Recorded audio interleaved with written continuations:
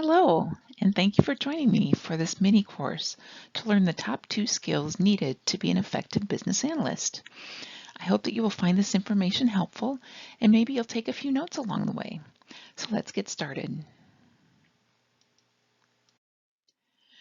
At the end of this mini course, you will be able to define the core business analysis skills of communication and analytical thinking and why I think these two are the most important.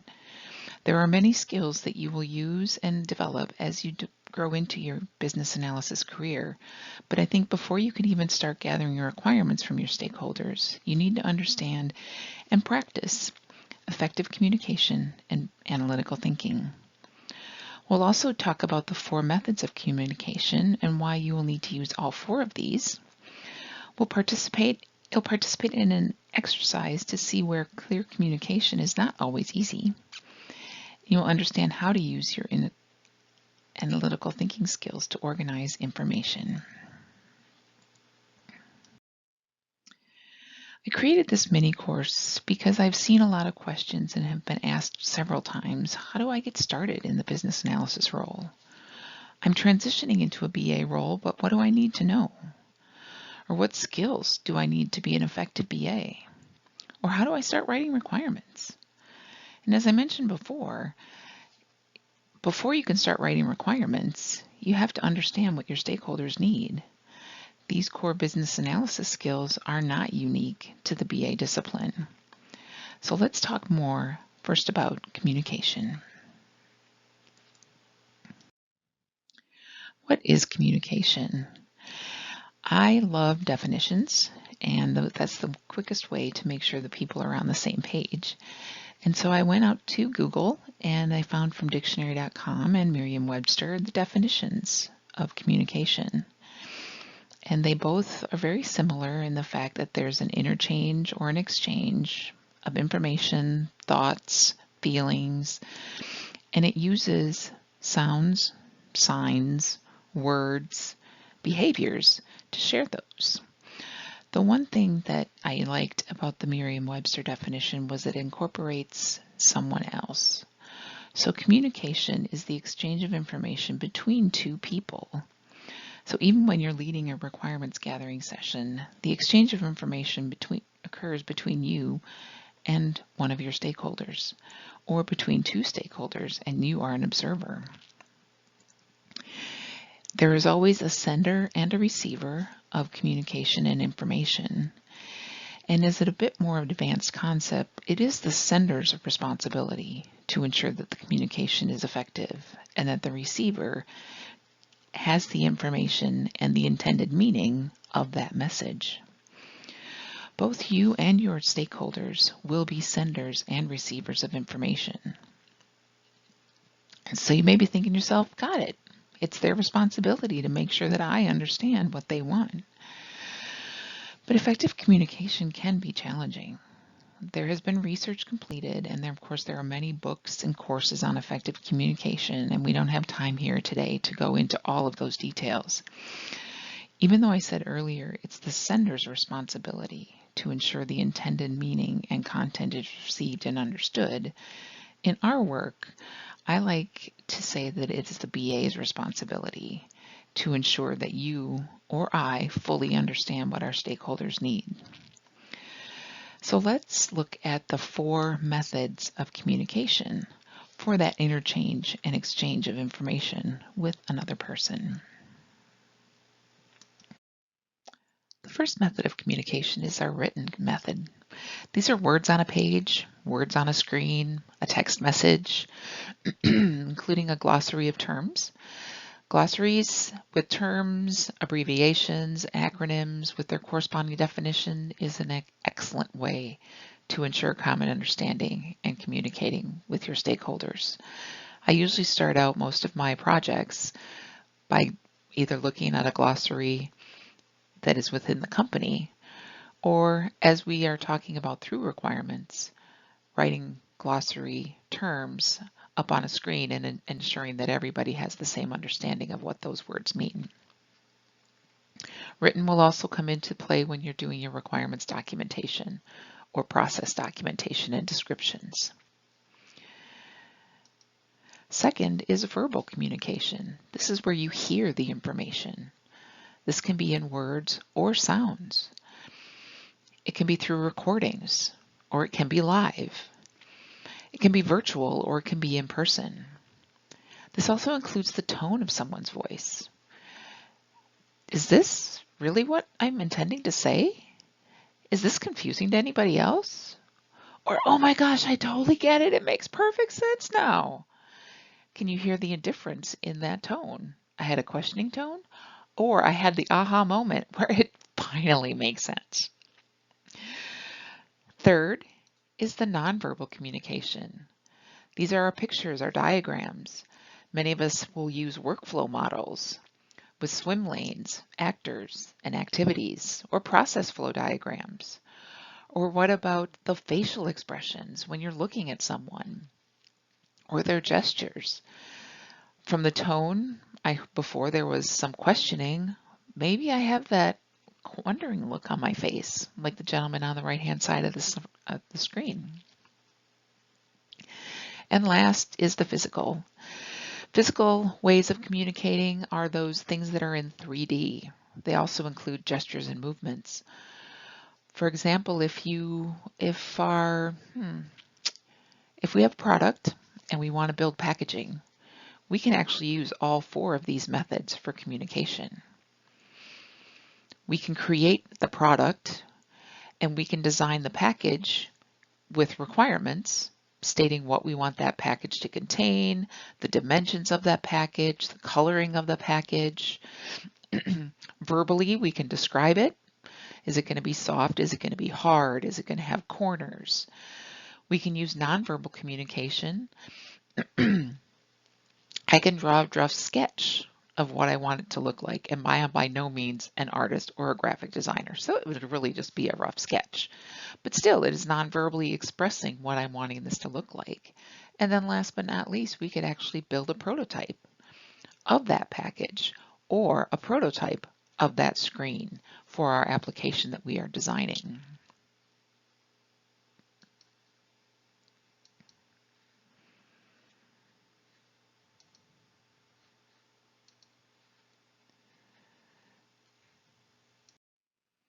So I encourage us to take some action steps to build and practice our communication skills.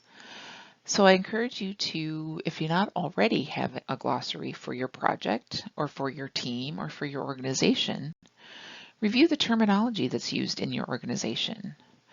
Use those terms consistently when you're working with your team.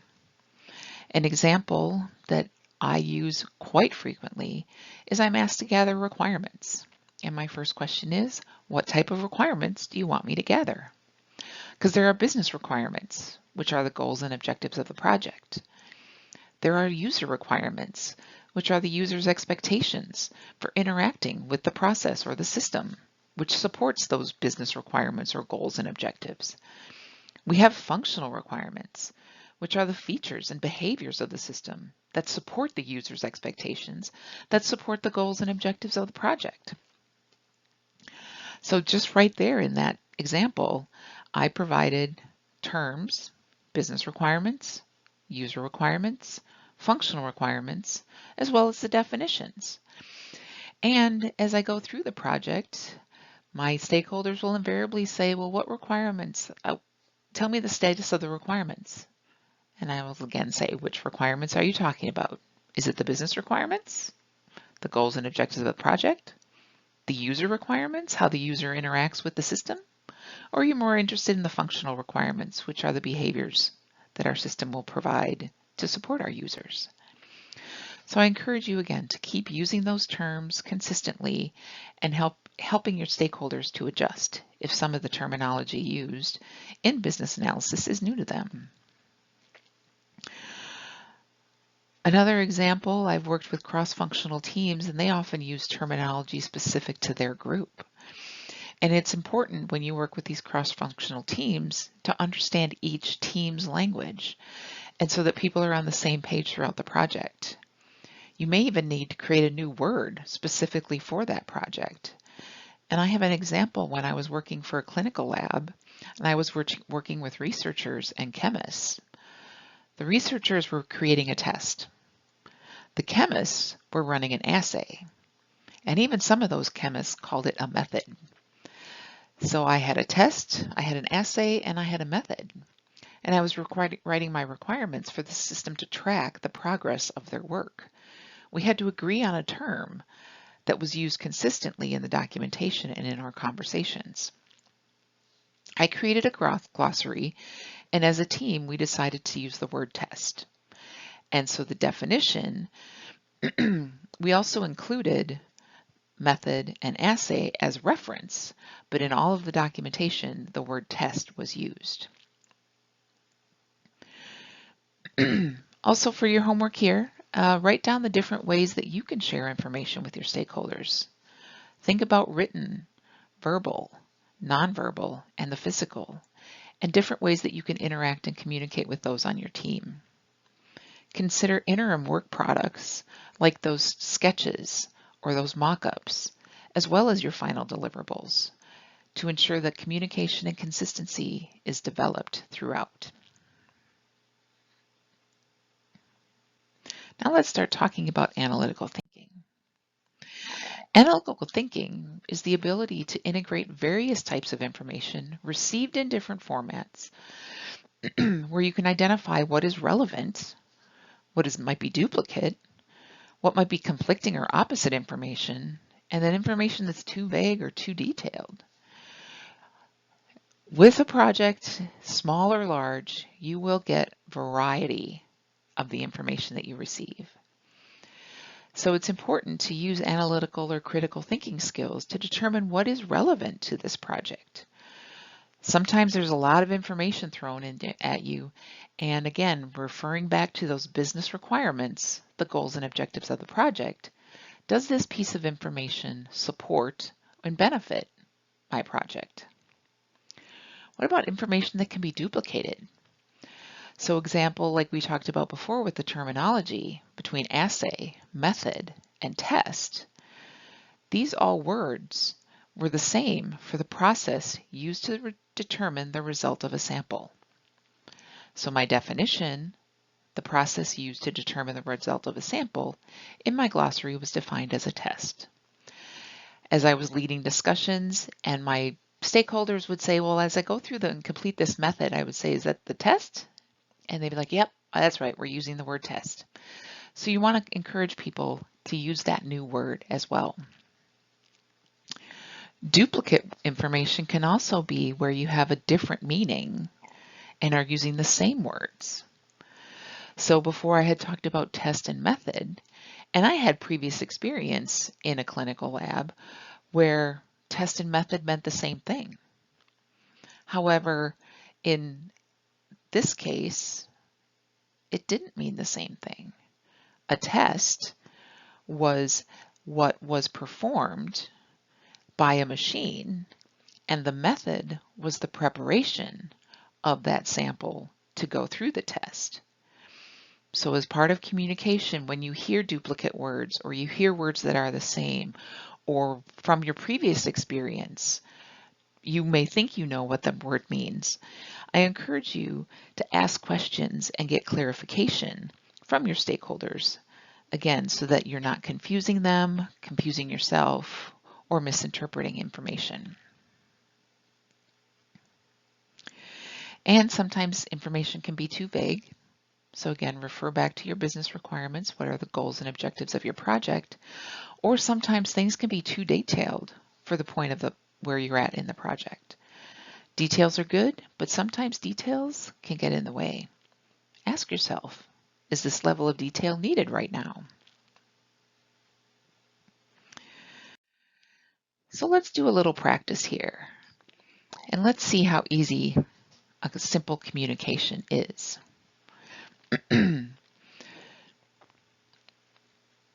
So take your pen and paper in your notes and draw a four-sided shape.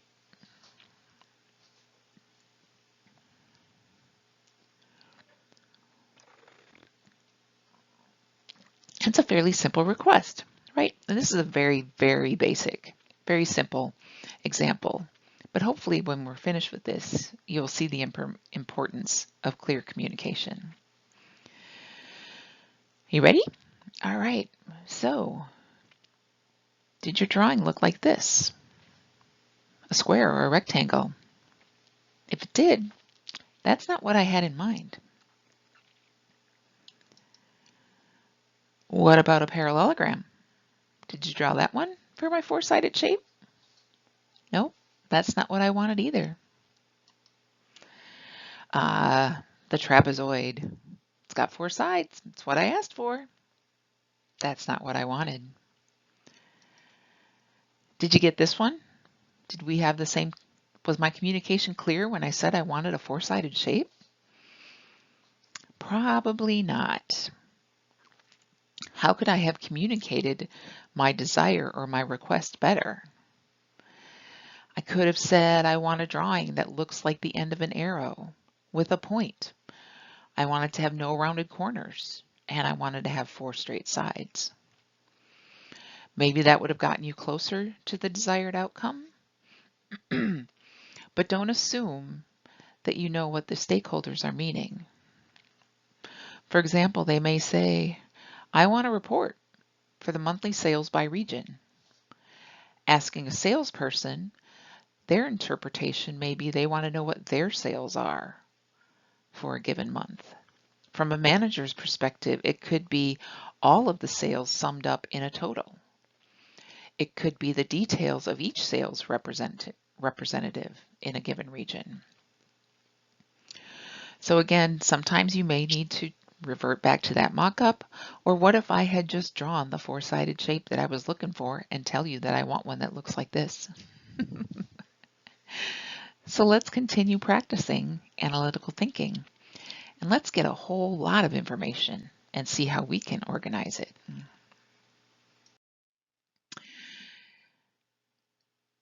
Again, a very simple example. Lots of information. What do you see here? Before we could start writing any sort of requirements about a project with all of these pieces of information, we have to determine what information is relevant to our project. Take a few minutes and write in your notes. What are some of the different ways that you could organize and use the information that you see on the screen?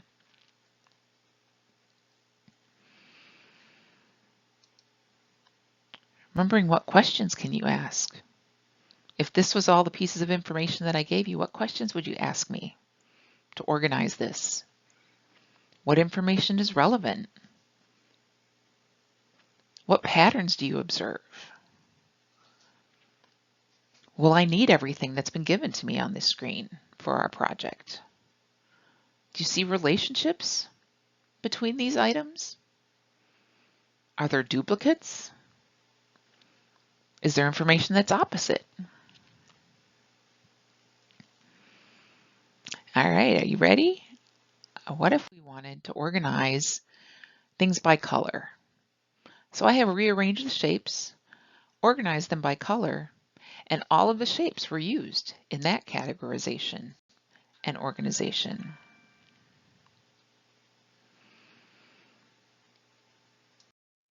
What if we wanted to organize all that information and these icons by shape? So we've got the round ones on the left-hand side. In the middle, just off to the right, we've got some rectangular items. On the far right side, there are items that didn't even fit in, so those were not relevant if we were organizing by shape. What about that stack of coins in the middle? Those are round. Are those applicable? Is that match the intention of the round shape in that far left box? It would require more information and more questions from your stakeholders. In this case, I don't think these coins fit in there. I was looking for the flat round shape, not the three-dimensional. All right, what if we organize these by purpose and the purpose that they serve or how we use them? Again, on the right-hand side, there's some of these objects we're not going to use. I couldn't find a common theme or a pattern that all of those would be used with. Would I use a button and a donut and a swirl all at the same time? Over on the left-hand side, I've got my sports equipment. So I've got a basketball, a football, and a soccer ball. Second, I've got books. I got a flat book and 3D books, but those are used for education and learning. I've got then a series of numbers, 7, 2 8s, and a 9. I'm counting that purpose as for counting. So I'm counting 7, 8, 9.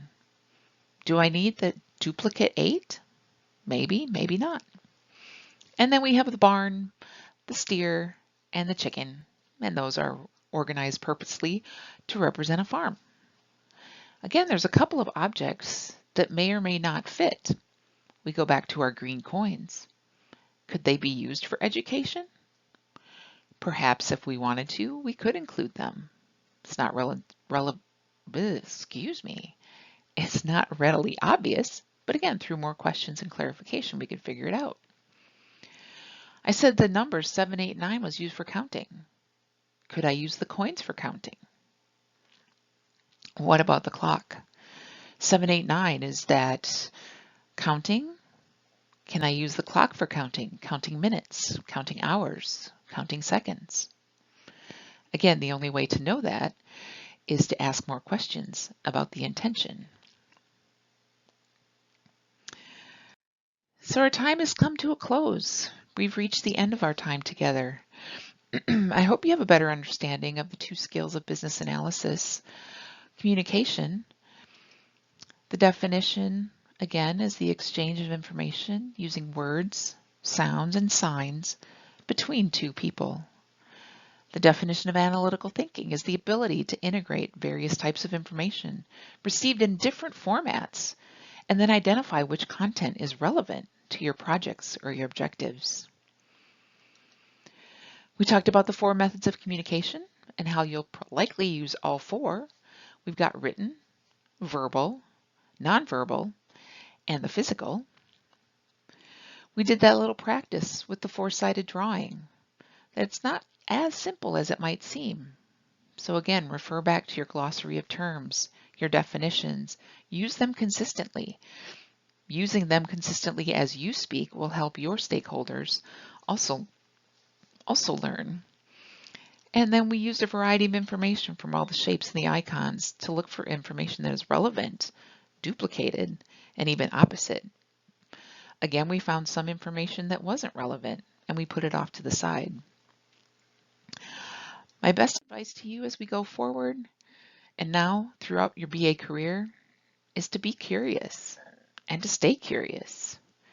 Use your previous experiences, ask questions, and always be looking for the information from new perspectives.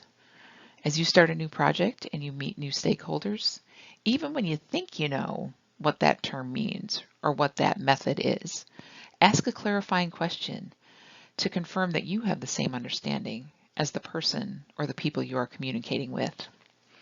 Thank you so much for joining me, and you can follow me on Facebook at Succeeding in Business Analysis, also at Connie Cotter on LinkedIn.